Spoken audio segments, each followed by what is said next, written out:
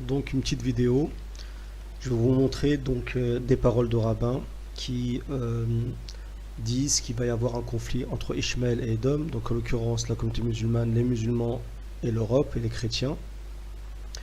Et donc moi je fais cette vidéo pour justement avertir les musulmans sincères en tout cas, car le reste c'est pas mon problème. Moi, mon problème en tout cas c'est d'essayer de conseiller les miens, en l'occurrence mes frères, de ne pas tomber dans ces pièges et de ne pas être justement, comme ça va être relaté, vous allez le voir par leurs paroles, ne pas être justement le balai des Juifs et d'Israël. Donc il faut que les musulmans soient malins, qu'ils ne soient pas comme ceux-ci, on l'a vu dans l'histoire contemporaine, utilisés par les Juifs à leur fin. Les musulmans doivent être indépendants, intelligents, ne doivent pas être des balais.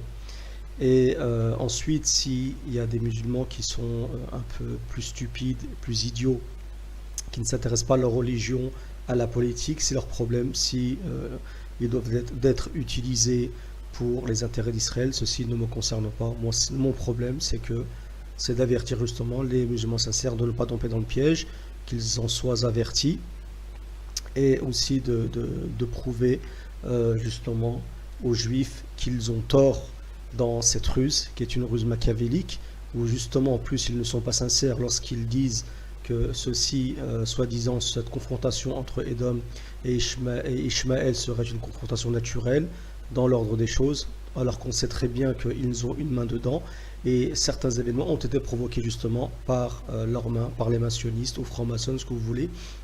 Donc voilà, donc j'avertis les musulmans sincères de ne pas tomber dans le piège et d'être indépendants et de laisser les gens se bouffer entre eux. De toute façon, ceux qui causent le mal et qui usent de machiavélisme et de ruse, surtout lorsque cette ruse n'est pas légitime, ceux-ci se retournent contre eux.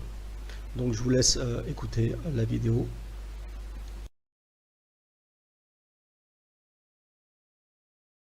Deux nations vont nous accompagner toute notre vie durant. La nation d'Ishmaël et la nation de Esav. Ésaü et Ishmaël nous accompagneront de façon similaire jusqu'à la fin des temps.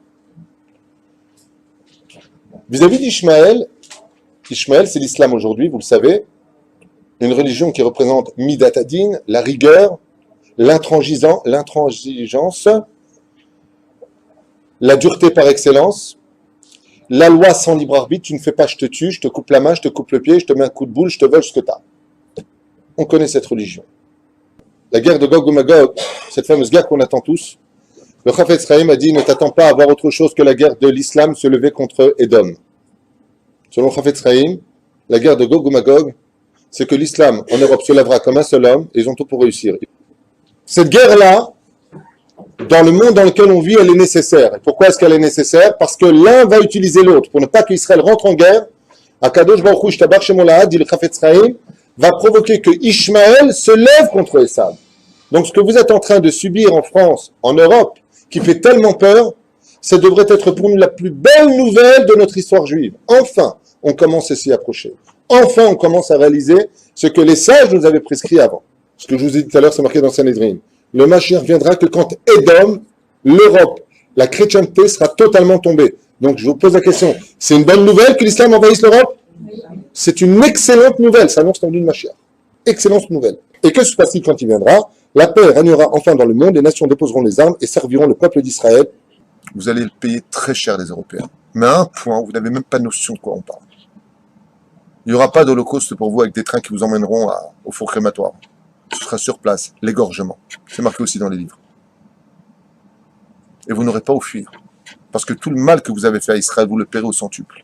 Quand l'Italie disparaîtra, quand Édom, c'est pour ça que le QG de la chrétienté qui vient de Esav se trouve là-bas, quand cet endroit-là disparaîtra, et c'est ce que veut faire l'islam, il s'occupe. L'islam, c'est le balai d'Israël, sachez-le. C'est-à-dire que au lieu qu'on fasse tout le travail, il envoie Ishmaël pour régler le problème. Quand il va débarrasser tout ça et que le va revenir chez nous, alors c'est Melech HaMashiach.